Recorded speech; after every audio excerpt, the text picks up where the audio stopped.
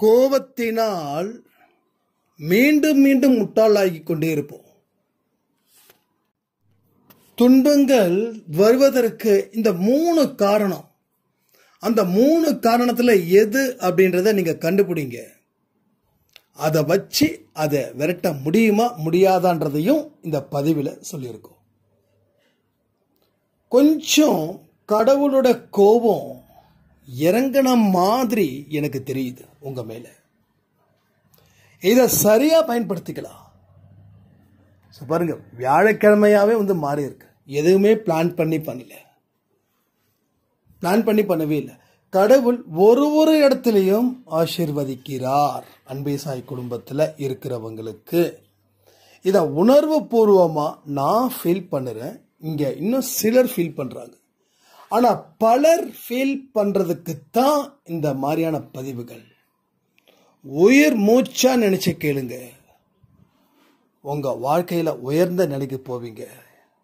ஒரே கல்லில் 3 மாங்காய்.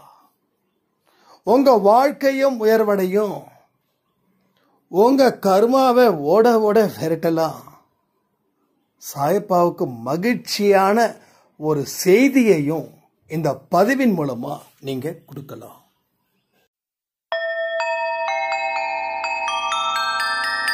ஓம் சாயிரா சாயிரா, ஓம் சாயிரா சாயிரா, ஓம் சாயிரா சாயிரா, அன்பே சாயிரா, பேரன்பே சாயிரா, அகிலம் தளிக்க ஆத்மா விழிக்க அனுதினம் சாயிரா, எங்கள் அன்பே சாயிரா.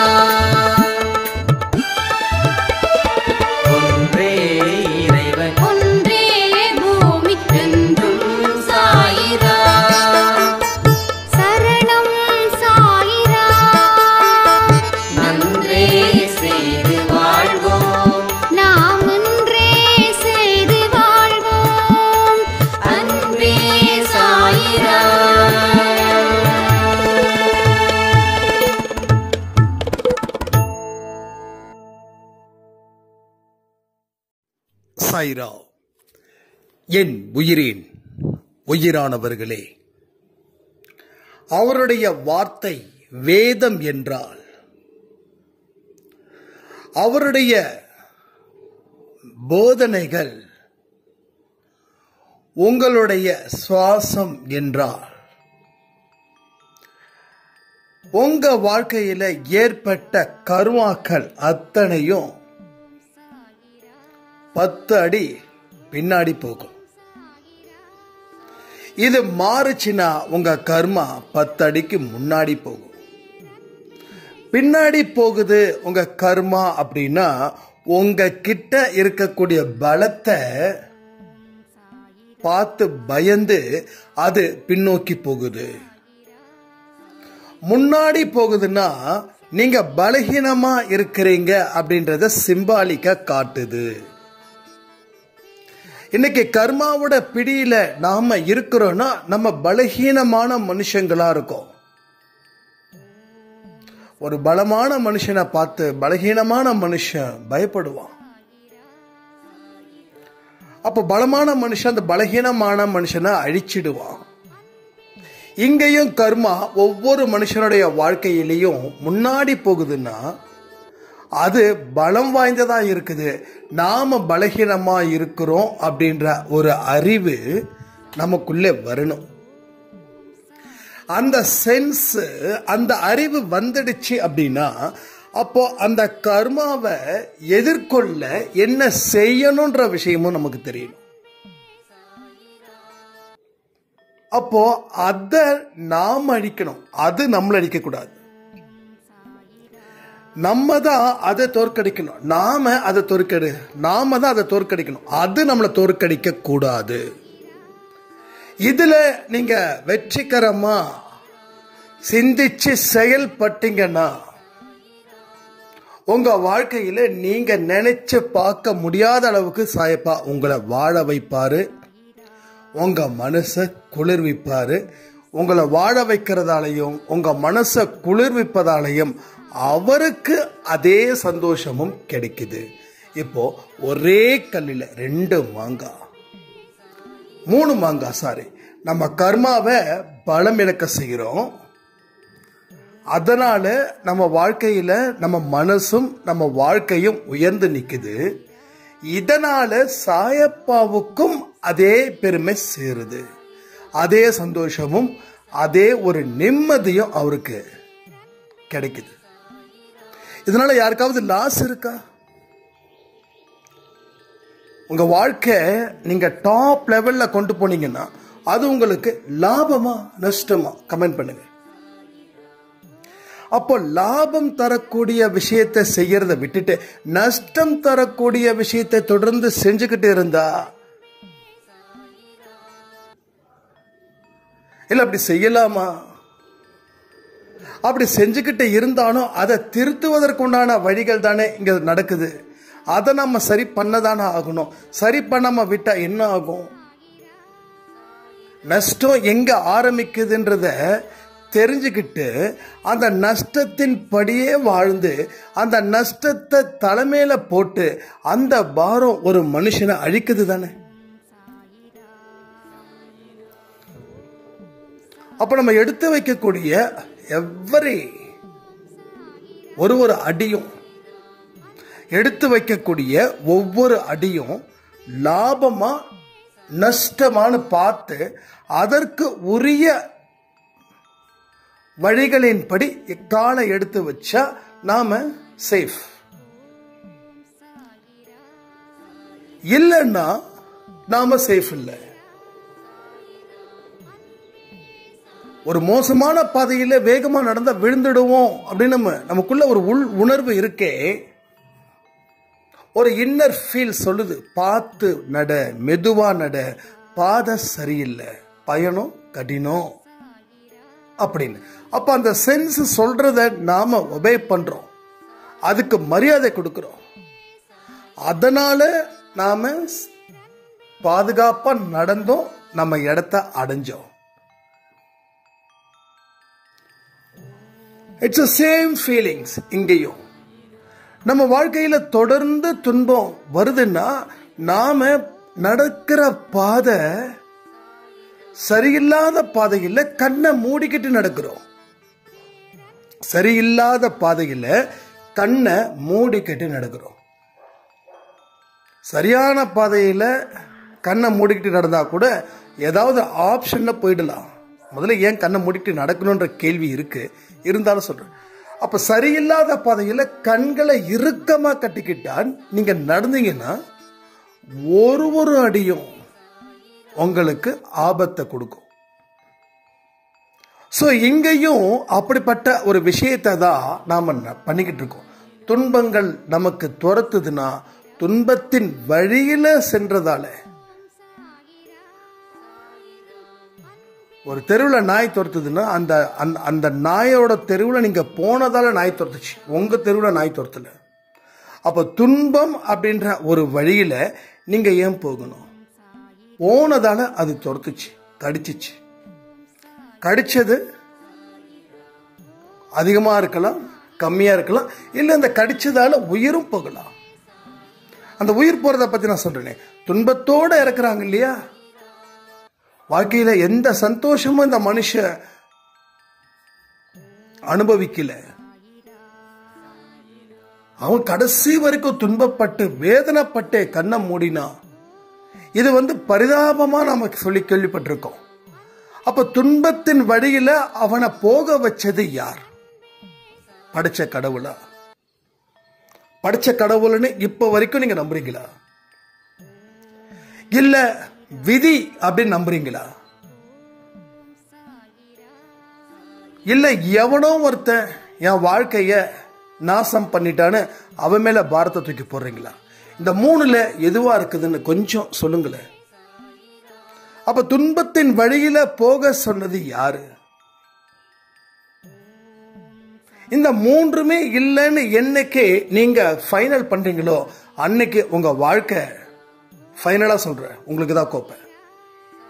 நீங்க ஃபைனல் பண்ணணும். இந்த மூணு விஷயமும் இல்ல, நான் சொன்னதால மட்டும் நீங்க இல்லைன்னு முடிவு பண்ணக்கூடாது. அதுதான் முக்கியம். நான் சொன்னதை திருப்பி திருப்பி திருப்பி திருப்பி ரிப்பீட் பண்ணணும். ரிப்பீட் பண்ணி அதுல இருந்து சில வார்த்தையை பிடிக்கணும் உங்க மனசுக்குள்ள இருந்து. அப்பதான் அது உள்ள போய் சேரும். ஒன்றும் இல்லை, ஒரு 10 இட்லி சாப்பிட்றவன் 4 இட்லியை போதும்னு சொல்ற அளவுக்கு என்னால் மாற்ற முடியும். 4 இட்லி போதும். இது ஒரு சேலஞ்ச். ஒரு ரீசெண்டாக ஒரு ஆஃபீஸ் சம்மந்தப்பட்ட ஒரு பர்சனை பார்த்தேன். அவர் ரொம்ப தடியாக இருந்தார், ரொம்ப ரொம்ப தடி. அவர் சொன்னார், 10 இட்லி தாங்க எனக்கு நார்மலு அப்படின்னாரு. 10 இட்லி தான் நார்மலா? அதான் ஓகே அப்படின்னு. நான் சொன்னேன், 4 இட்லியில் நான் ஃபுல் பண்ண வைக்கட்டுமா அப்படின்னு. இங்க முடியுங்களா? முடிஞ்சா சொல்லுங்க அப்படின்னாரு.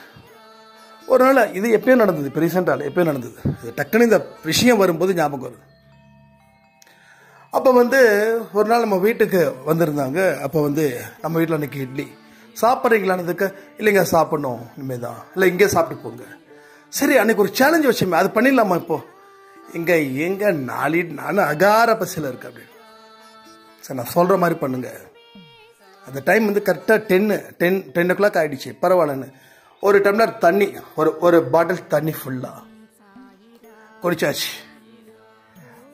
கரெக்டாக ஒரு 10:30 மணிக்கு 4 இட்லி சட்னி அதை வச்சாச்சு. அவரை தனியாக ஒரு ரூமில் உட்கார வச்சாச்சு. No phones, no TV, no persons. So தனியாக இருக்கார்.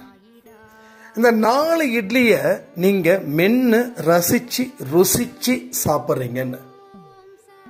அடுத்தது அந்த இட்லி மேலதான் அந்த கவனம் இருக்கணும். நாம இட்லி சாப்பிட்றோம், அதை மென்னு சாப்பிட்றோம். அந்த இட்லி, மென்ன இட்லி நம்ம ரத்தத்திலே கலக்குது. இந்த 4 இட்லியை நீங்க பொறுமையா நிதானமா வேகமா சாப்பிடாம நல்ல மென்னு சாப்பிடணும். தண்ணி கொடுக்க மாட்டேன் அப்படி. அதே மாதிரி அந்த எக்ஸ்பெரிமெண்ட் ஏன்னா நம்ம செஞ்சுறது நல்லது இல்லை, நம்ம நிறைய பண்ணியிருக்கோம். ஒருவேளை எனக்கு மட்டும்தான் அது ஒர்க் அவுட் ஆகுதான்னு நான் செக் பண்ணிக்க வேண்டாம். அப்போ அதே மாதிரி செஞ்ச உடனே அவர் வெளியில சொன்ன ஒரே விஷயம், 10 இட்லி சாப்பிட்ட மாதிரி இல்லை, 15-16 இட்லி சாப்பிட்டா எப்படி இருக்குமோ அப்படி எனக்கு ஃபுல்லா இருக்கு. என்னங்க இது, என்னங்க அப்படின்னு. அப்போ எந்த ஒரு விஷயத்தையும் கவனத்தோட சுய அறிவோட, பெறப்பட்ட அறிவை வச்சு அதை சுய அறிவா மாத்தணும். பெறப்பட்ட அறிவுன்றது வெளியிலேருந்து நம்ம எடுக்கிறோம். என்கிட்டேருந்து எடுக்கிறீங்க, வெளியிலேருந்து எடுக்கிறீங்க, ஒரு நாய்கிட்டேருந்து எடுக்கிறீங்க, ஒரு பூனைக்கிட்ட இருக்கிறீங்க, ஒரு எறும்பு கிட்ட எடுக்கிறீங்க, ஒரு பறவை கிட்ட எடுக்கிறீங்க. அது பெற்ற அறிவு. அதை சுய அறிவா மாற்றணும்.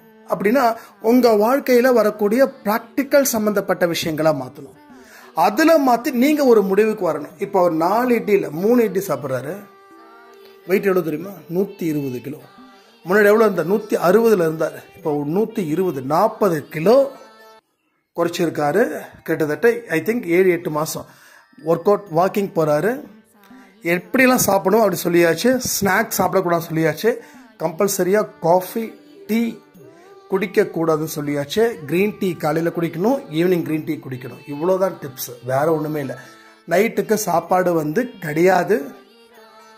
அதுக்கு பதிலாக ஒரு வாழைப்பழம், பால், 1/2 டம்ளர் பால், 1/2 டம்ளர் தண்ணி நல்ல சூடாக குடிக்க சொல்லு. அவ்வளோதான், வேற ஒன்றுமே இல்லை. தேவைப்படும் போது மேரிகோல்டு பிஸ்கட் வச்சுப்பார். ஒருவேளை அன்டைமில் பசிச்சதுன்னா. ஸோ காலையில் 3 இட்லி, மதியம் கொஞ்சம் 1/2 கப்பு சாப்பாடு, நிறைய பொரியல், கீரை, இது மாதிரி. ஸோ 6 மாதத்துக்கு நான் வெஜிடேரியன் எடுக்கக்கூடாதுன்னு சொல்லியாச்சு. உடம்பு சத்து குறைமினார். சரி, எத்தனை பிராமின்ஸ் 90-95 வரைக்கும் வாழ்ந்துட்டு இருக்காங்க, என்ன அர்த்தம் அப்படின்னு. ஸோ நம்ம எடுக்கக்கூடிய ஃபுட்டு அவ்வளோதான், வேற ஒன்றுமே கிடையாது. அப்போ இதெல்லாம் நான் அவர் என்கிட்ட பெற்ற அறிவு, அதை சுய அறிவுக்கா மாத்துறாரு. மாற்றி உடம்பு மேலே கவனத்தை வைக்கிறாரு. ஸோ உடம்பு மேல கவனத்தை வைக்கும் போது அந்த உடம்புக்கு தேவையானது மேலேயும் கவனத்தை வைக்கிறாரு. எதெல்லாம் நம்ம உடம்புக்கு தேவை, எதெல்லாம் தேவையில்லைன்னு பிரிக்கிறார். பிரிச்சு பார்த்து முடிவு பண்ணி அதன்படி வாழ்க்கையை ஸ்டார்ட் பண்ணாரு. சூப்பர். இதுல எந்த கஷ்டம் இருக்கு? நீ தியாகம் செய்யறிய. எஸ். இப்போ என்ன ஆச்சு? இதை விட பெட்டர் ஜாபுக்கு ஷிஃப்ட் ஆகிறார். யோசிக்கக்கூடிய அந்த விஷயங்கள் நடக்குது. ஏன்னா ஒரு சக்சஸ் அடைஞ்சதுக்கு அப்புறம் அடுத்தடுத்ததை கொடுக்கணும்னு மனசும் உடம்பும் விரும்புது. இன்னொரு விஷயம் என்னன்னா, ஏன் விரும்புதுன்னா கடவுள் அங்க நிற்கிறார். அவர் நம்ம சாமியை கும்பிடல, அவர் வேற கம்யூனிட்டி. எல்லா பக்கம் சாமி கொண்டு தானே. ஒரு நான் தப்பா சொல்றேன்னா, எல்லா பக்கம் சாமி கொண்டு தான். நேற்று நம்ம அது சொல்ல மறந்துட்டேன். நேற்று ஒரு சைராம் கம்ப்ளீட்டா ரொம்ப கோபமா ஒரு சாட் பண்ணாங்க. என்ன நீங்க எப்படி பண்றீங்க? பைபிள் குழந்தைங்க படிக்கிறாங்க, கிறிஸ்டியன்ஸ் முஸ்லீம்ஸ் படிக்கிறாங்க, ஏன் ஹிந்துஸ்ல வேதம் கற்கக்கூடிய குழந்தைகள் இல்லையா அப்படின்னாங்க. அம்மா, வேதம் கற்ற குழந்தைகள் இருக்கிறாங்க, எத்தனை பெர்சன்டேஜ் இருக்கிறாங்க தான் என்னோட கேள்வி. எத்தனை பெர்சன்டேஜ்? 20% தான். அப்பயே அதுலேயே அந்த பதில தெளிவாக சொல்லியிருக்கேன், கேட்டுக்கோங்க. 80% குழந்தைகள் கிறிஸ்டியன்ஸ் அண்ட் முஸ்லீம்ஸ் அதை ஒரு பாடமா படிக்கிறாங்க. எது? பைபிளையும் குரானையும். ஆனா நம்ம ஹிந்துஸ்ல இருக்கிறவங்க 80% மக்கள் படிக்கலமா, 20% தான் படிக்கிறாங்க. 20%. திருப்பி உங்ககிட்ட ஒரு கேள்வி கேட்கிறேன். ஏன்னா இது கோபமாலாம் கேட்கல, ஜஸ்ட் உங்களுக்குள்ள ஒரு சிந்திக்கக்கூடிய விஷயத்தமாக கேட்கிறேன். நீங்க படிச்சீங்களா? சின்ன வயசுல வேதம் கத்தீங்களா? பகவத்கீதை சொல்லி கொடுத்தாங்களா? பகவத்கீதைன்னு சொல்லி பெரியவங்க உங்களுக்கு கிளாஸ் எடுத்தாங்களா? நீங்க உங்க குழந்தைங்களுக்கு சொல்லி கொடுத்தீங்களா? இதுக்கு பதில் சொல்லுங்க. நம்ம எப்படியோ அப்படிதான் அங்க. அதை புரிஞ்சுக்கணும். ஸோ 20% 80% மாற்றக்கூடாது. 80%ன்றது 80% தான், 20%ன்றது 20% தான். ஓகேங்களா? முதல்ல நம்மளுடைய எல்லா விஷயத்தையும் உணர்ந்து செயல்படணும். அதுதான் முக்கியம். இது நம்ம பண்ணலையானா எத்தனை பேர் பண்ணியிருக்காங்கன்னு சொல்லுங்க. நான் எத்தனையோ வீட்டுக்கு போயிருக்கேன். அதான் நம்ம சொந்தக்காரங்க வீட்டுக்கு, இல்லை பிஸ்னஸ் விஷயமா போன உடனே அந்த குழந்தைங்களை என்ன தெரியுமா சொல்றாங்க? ஏதாவது சினிமா பாட்டை பாடி, என் பொண்ணு சினிமா பாட்டு நல்லா பாடுவாங்க, நல்ல டான்ஸ் ஆடுவாங்க அப்படின்னும் போது, அது ஒரு ஜெயிலர் படத்தில் ஒரு சாங் ஒன்று வரும். அந்த சாங்குக்கு அந்த குழந்தை டான்ஸ் ஆடுறாங்க. என்னங்க இது? நான் தெரியாம தான் அவங்க கிட்ட சொன்னேன், எங்க தயவு செய்து இது இந்த சாங் பண்ணாதீங்க, சொல்லி கொடுக்காதீங்கன்னு. ஏங்க இதெல்லாம் பெரிய விஷயமா? ஸ்கூலோட காம்படிஷன்லேயே அதுதாங்க வின் பண்ண என் பொண்ணுன்றாங்க. ஸ்கூல் ஆனுவல் டேல இந்த சாங், இந்த காவாலா சாங், இந்த சாங் தான் டான்ஸ் ஆனாங்க. என்ன நடக்குது? என்ன கல்ச்சர்னு கேட்குற? What is a culture? கல்ச்சர்லாம் புதைச்சிட்டோம்ல. ஸோ இப்படி நடக்குது. இது கோவப்படுறதுக்கு அர்த்தமே இல்லை. சிந்திக்கணும். ஐயோ நம்ம அட்லீஸ்ட் நம்மளாவது அடுத்தடுத்த ஜென்ரேஷனுக்கு நல்லபடியாக கொடுக்கணுமேனு தோணும். சீரியஸ்லி எனக்கு அந்த ஆதங்கம் இருந்துச்சு. என்னுடைய அம்மா அப்பா எனக்கு அந்த மாதிரி ஒரு கிளாஸோ இல்லை அது மாதிரி ஒரு சொற்பொழிவோ கொடுக்கலன்னு சொல்லி கொடுத்துருந்தா இன்னும் சூப்பர், இன்னும் எக்ஸலன்ட், இன்னும் நல்ல சிந்தனைகள் கிடைச்சிருக்கும்ல. ஸோ நல்ல சிந்தனைகள், நல்ல எண்ணங்கள், நல்ல செயல்கள் இருந்தால் தானே வாழ்க்கையில் புண்ணியம் நிறைய கிடைக்கும். புண்ணியம் இருந்தால் தானே நம்ம வாழ்க்கையில் சந்தோஷமாக வாழ முடியும். எவ்வளோ பெரிய துன்பங்கள் அனுபவிச்சுட்டு இருக்கோமா இல்லையா? சொல்லுங்க. இரவும் பகலும் 24 மணி நேரமும் என்ன நிற்குதுன்னா துன்பம் மட்டுமே நிற்குது. இந்த துன்பத்திற்கு காரணம் என்ன? நல்ல சிந்தனை, நல்ல செயல், நல்ல எண்ணங்கள் வரல, அதனால துன்பம் கிடைச்சிருக்கு. That's all. வேற ஒண்ணுமே இல்லை. படிக்கலைனாவே கஷ்டப்படுறோன்னு நமக்கு தெரியுது. ஸோ படிக்காதவங்களும் கஷ்டப்பட்டா இருக்காங்க, படிக்காதவங்க எத்தனையோ மேதைகளா இருக்காங்க. காமராஜர் வரைக்கும் சொல்றேன். ஸோ வாழ்க்கையில் படிக்காதவங்க கூட சில இடத்துல ரொம்ப இது பண்ண. அப்போ நம்ம எல்லா விஷயத்தையும் கற்று தேர்ந்து, அதாவது கடவுள் சம்பந்தப்பட்ட விஷயத்த சொல்றேன், கற்று தேர்ந்திருந்தோம்னா நல்ல சிந்தனைகள். மகாபாரதத்தை படிக்கிறவங்களுக்கு கண்டிப்பா சூதாட்டம் அப்படின்றது இல்லாமலே போயிருக்கும். தெரியுமா? மகாபாரதம் சூதாட்டத்தை மையமா வச்சது, ராமாயணம் மாயையை மையமா வச்சது. சீதை அந்த மானுக்கு ஆசைப்பட்டு லக்ஷ்மணன் கோட்டை கோட்டை தாண்டதால வந்த போர். அப்ப மாயை பத்தி எச்சரிக்கை விடுது. இது ராமாயணம். மகாபாரதம் எதை எச்சரிக்கை சொல்லுது? சூதாட்டம் வேண்டாம், தப்பு. பெண்ணை வச்சு சூதாட்டம் அங்க மகாபாரதத்துல நடந்தது. பெண்ணுக்கு அது அநியாயமா பார்த்துச்சு. இன்னைக்கு சூதாட்டன்ற முறையில் ரம்மி அது இதுன்னு சொல்லி எத்தனை குடும்பம் அவ்வளோ கஷ்டம் தெரியுங்களா?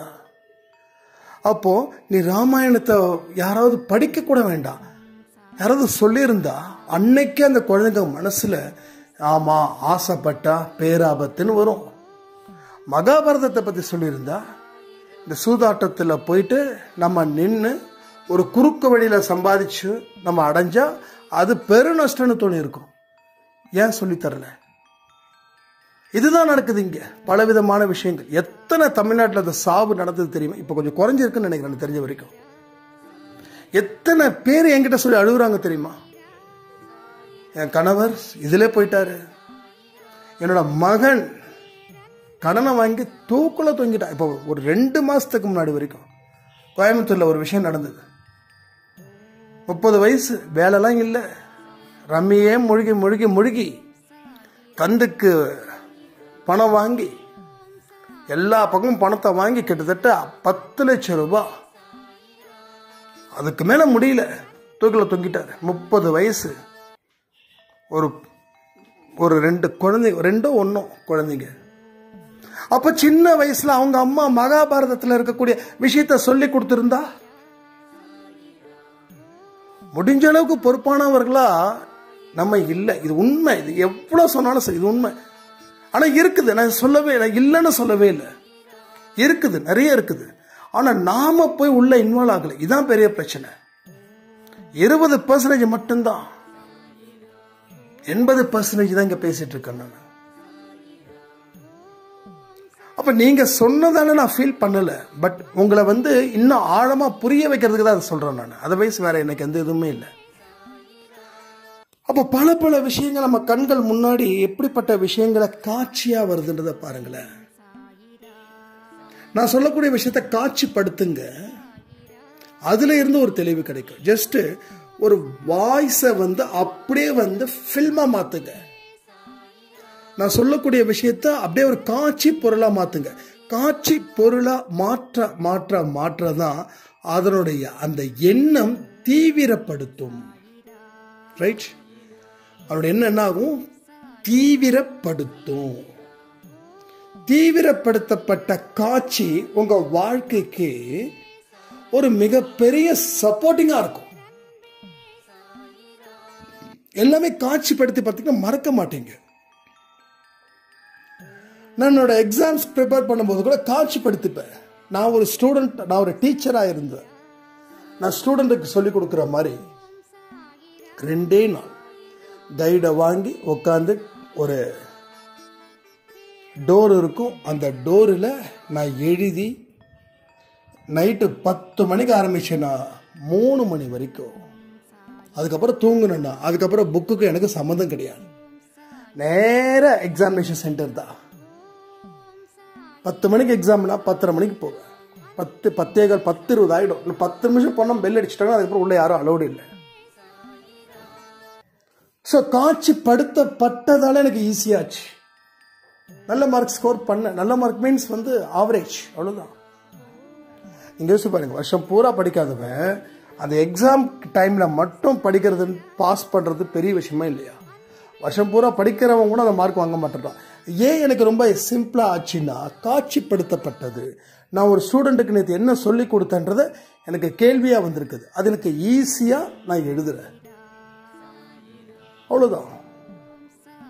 ஸோ எனக்கு புரிகிற மாதிரி நான் என்ன மாத்திக்கணும், என்னுடைய எண்ணங்களை. நான் சொல்றதை தாண்டி நீங்க யோசிக்கணும். அதான் பெற்ற அறிவு பிளஸ் சுய அறிவு, ரிசல்ட் 100%. நல்லா கமெண்ட் பண்ணுங்க. பெற்ற அறிவு பிளஸ் சுய அறிவு. பெற்றதை சுய அறிவா மாத்திரம். அதாவது நான் சொன்னதை அது உங்களுடைய அறிவா நீங்க மாத்தி அதுல இருந்து நீங்க ஸ்டார்ட் பண்ணும்போது உங்க வாழ்க்கையில இருக்கக்கூடிய அந்த காம்ப்ளிகேஷன்ஸ், அந்த சிக்கல்கள் இருக்கு இல்லையா, அது இவ்வளவுதான் சிக்கலா அப்படின்னு ஒரு மனநிலைக்கு கொண்டு வரும். அங்க இருந்து ஒரு சிக்கலா அவிழ்ப்போம். கடைசி சிக்கலை தான் அவிழ்க்க முடியாது. மேலே இருந்து ஒவ்வொரு சிக்கல்களா நம்ம அவிழ்ப்போம். ஒரு ஸ்டேஜில் எல்லாமே ஃப்ரீ ஆயிடும். இவ்வளவுதாங்க, இவ்வளவுதான். சில சிக்கல்கள் 100 சிக்கல்கள் இருக்கும். நீங்க 10 சிக்கல் அழுக்கும்போது ரொம்ப கஷ்டமா இருக்கு, நடாதுன்னு அந்த இடத்துல சீக்கிரமே தூக்கி போட்டுறாங்க. அது மேலும் சிக்கல் ஆகுது. அழுத்த சிக்கல் 10, ஆல்ரெடி இருக்கிற சிக்கல் 90, இப்ப மொத்தம் 100 தான் இருக்கணும். ஆனா என்ன ஆகுது, அவிழ்க்கப்பட்ட சிக்கலை ஒரு ஸ்டேஜுக்கு மேல நீங்க தூக்கி எரிஞ்சதால அது இன்னும் 50 சிக்கலா மாத்துச்சு. மொத்தம் 150 சிக்கலா மாறிச்சு. அப்ப அந்த சிக்கல்களை அவிழ்ப்பதற்குத்தான் அந்த பொறுமையும் அந்த அறிவும் அந்த நிதானமும் அந்த நம்பிக்கையும் தேவைப்படுது. அப்போ ஒரு சிக்கலா அவிழ்த்துட்டு வா, பிரச்சனை இல்லை. நீ சிக்கல்களை அவிழ்க்காம விட்டதால தான் பிரச்சனை. சிக்கல்களை அவிழ்ப்பது பிரச்சனை இல்லை. ஆனா சிக்கல்களை அவிழ்ப்பது பிரச்சனைனா அப்ப எப்போ உன்னுடைய பிரச்சனை சால்வ் ஆகும்? இப்ப 10 சிக்கல்களை அவுக்குறீங்க, மொத்தம் 100 இருக்குன்னு சொல்லியிருக்கேன். 10 சிக்கல்களை அவுக்குறீங்க. ஓம் சாயிரா சாயிரா.